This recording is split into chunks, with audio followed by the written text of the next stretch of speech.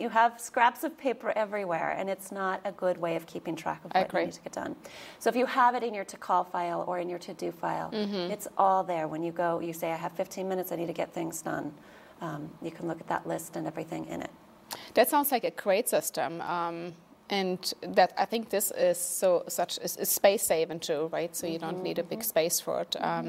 And this way, portable. You're not portable, exactly. And paperwork is not overwhelming anymore because you really minimize it right that moment. You know anything important is here or exactly. here. So when you need to look for that field trip form or something like that, you're not looking through piles of junk mail. You're looking right here. It gives you a real sense of control. Yeah. Yes. Right. Exactly. Thinking about the same word. That's really true. Yes. You want to be in control. Yes. And you lose control. And I have seen many people who are not in control. People who are overwhelmed with paperwork, and people don't know where to start. So I see that every day. I bet you in your business. I mean, that's what you do, right? You're helping people. I set up systems for people all the time like this, that helps them feel like they're in control. They're in control, exactly. There's one other category of paperwork that comes into our home, which is coupons, right? Some people really like to keep coupons. Those would not go in here because if you put them in here, you will not have them when you need them. So they need to really be in your car or wherever you use them most frequently. There's a couple of products on the market right now that are great for organizing coupons. This one's called the Couponizer. Oh, I can't wait to see this. Would you open that? It's just a file system, for coupons. It has different categories. It has all kinds of gadgets in it, a shopping list, so that everything you need when you go shopping is all together, and it sorts your coupons. The other thing this is my favorite product right now. This is called a card cubby. It's like a mini Rolodex that walks around with you. Isn't that cute? So if you collect a lot of business cards, or what I use mine for are, so many companies now are sending coupons on cards. So they're small and they're easily lost. So coupon cards, library cards, store cards, right? You have one for every store. Maybe a store gives you a card where if you buy 5 things, you get one free. Right. All those cards, when you go to the store, you say, I have it someplace, and you pull all those papers out, right? Yep, that would be and me. It's hard to find, right? So if you keep this even in your glove box, and it's all alphabetical, so you can easily find what you're looking for. That sounds great. So tell me again, so where would people, you see, I'm not the coupon person because I don't have a system. Sometimes I wish, because I know people really do save, right? So is it better, do you keep your coupon book in your car, or do you bring it in while you look through your mail and then you carry it back in your car? How does it work? Well, or should it work? That's interesting. I really recommend to people that they have a bag that goes to the car and from the car with them. I love that. So we call it a to-go bag. And it can stay by your home paperwork center. And something like your Couponizer could be in it. The point is, when you go someplace, you take that bag with you. Anything you need to have with you should be in that bag, like the Couponizer. And then when you leave your car, you have things you've purchased, you have your umbrella, all these things we're trying to juggle, stick them in a bag, bring them in. When you go back out, if you have returns to make and those kind of things, that usually you stick in a pile, right, by your door, stick them in the bag and know that when you bring that back and forth, you have everything with you. I love your idea. So, so that takes care of all the mail paperwork. So we have other questions too. I think this was a very big part, especially just to tackle the incoming paperwork. Yes. Well, the other question I have for you, how do you we talked about this, I take this back, we already answered our paper center. What about all the paper that kids bring home from school? I mean, I have 3 children. They're now a little older, but I still have a 2nd grader, and he brings home a lot of paperwork. My middle schooler, not as much anymore, but I know as they were all in elementary school, that was so overwhelming. All the crafting, the artwork, and the volunteer papers, right? And so how can you get control of your school paperwork without really losing all the valuable artwork, right? You don't want to throw away everything. You don't want to throw away your memories. Yes, exactly. Right. So when you get those papers home from school, just like with the mail, you need to sort them. There are some things that are going to be archived, right, saved, and you don't need to access them again because you're saving them for memories or keepsakes. And then there's those things you need to act on right away, like permission slips maybe, or those volunteer forms that you were talking about. Yes. So always the best thing you can do, with the mail as well when it comes in, is if you can take care of it right then, sign that permission slip, put it back in the backpack right then, that's ideal. If you cannot, then you have your to-do file. So you stick it in your to-do. You're right. You'll know that you're going to access that again soon. And so it's not going to get lost. It's not going to get forgotten.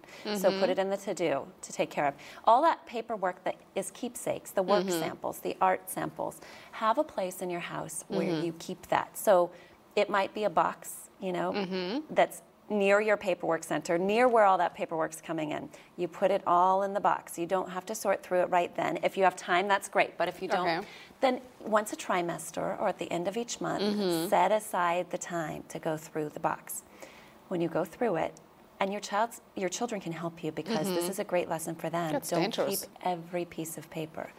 If you keep every piece of paper, none of it's special, right? That's but correct. if you keep a few pieces each trimester, then you really have the special paperwork. So go through, pick a number, say to your child, you can pick 3 pieces of work from the box that you think are your best work samples. That makes them realize probably too it's something very special, right? I mean, those 3 pieces are the most special pieces in your artwork, and start keeping all of them. You see, I can see my children saying, "Oh, I want to keep all of them. I don't want to give up any of them." But I like your idea. Just let them make a choice. You can pick 3.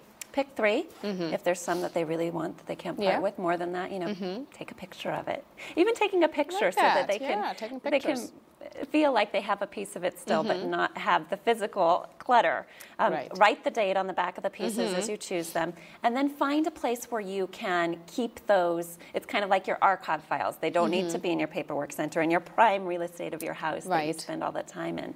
So maybe a good place I recommend to parents all the time is in a box under a bed, even. Sometimes the basement's not the best place because it gets damp and that kind of thing. But they sell those big under the bed boxes, and you can just add each trimester or each month those few pieces to it. And that really cuts down on the paper. As long as you have a system and you know in your mind, this pile is not, this pile is only schoolwork, first of all, and I'm going to go through it when my child gets their report card, or I'm going, you know, set a time frame for yourself. So like scheduling Schedule it with yourself, like a doctor's appointment. For sure. Like this. Then, yeah, that's a good And point. I'm so glad you said that, because any paperwork that comes in that's like a flyer for, you know, pajama day or a family math night or whatever, don't keep all those flyers. Have a master calendar, write down the date, recycle the paper, right? We don't want all those papers floating around. We only want those important papers in our I like space. that. And life becomes so much easier. I mean, most people have smartphones. You type it in your calendar and it beeps the day before you have your event. So we don't really have to hang them up on a rope to be reminded. Great idea. I like this. So that tackles the crafting paperwork from our children and the artwork. You know what? Now that you said crafting, it reminded me of one Go more ahead. thing. I have this whole set of boxes here. Please show us. That I It looks should so address. colorful. So this is a whole set of boxes. It's called the One Stop Kids box. Yes. So it comes as a set with a photo album. Okay. 9 file folders, so 1 for each grade you could use. It comes with a memory box, and then it comes with this box for filing important papers, important documents like birth certificates, report cards if you want to keep them, those kind of things. So it's kind of an all-in-one system. It comes with great directions for how to use it as well. So just wanted to point that out. All of these products are available through a company called Clever Container. Clever Container. Which I can give you. And you're the rep for Yes, I'm the Clever rep Container. for Clever Container. So. Wonderful. Would you show us this crafting folder? I would like to see how it looks from the inside. So there's this is just the photo album. So you can keep their school photos in here. So you have them all in one place, right? Oh, good idea. Chronicled. And then these come with labels. So you can label them however you wish, and they're expandable folders. So when you pick out those 3 or 4 pieces of work samples, and you could put those, you know, each year in here, so that you at the end of the school career have one for first, second, third.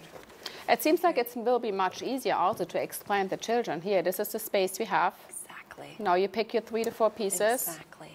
And that will cover your grade, your second grade, your third grade. Exactly right. And when you limit the space, like when you have your files in here, it's a good indicator and reminder to you. For example, if you have a to-read folder or slot in here, it's going to get full. And that's your reminder. I need to go through and see what realistically I can take care of. Yeah. So you're exactly right, Katja. And then this is a box like, you know, let's say a coil pot comes home, a clay pot, or, you know, those cute craft projects. You can keep them all in one space in a box.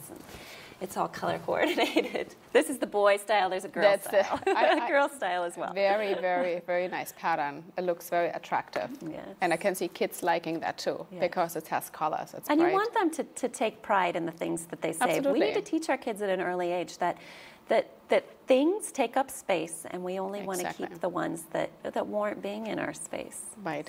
I'm just thinking, I'm looking at this box, and I'm thinking about all the trophies, children bring home.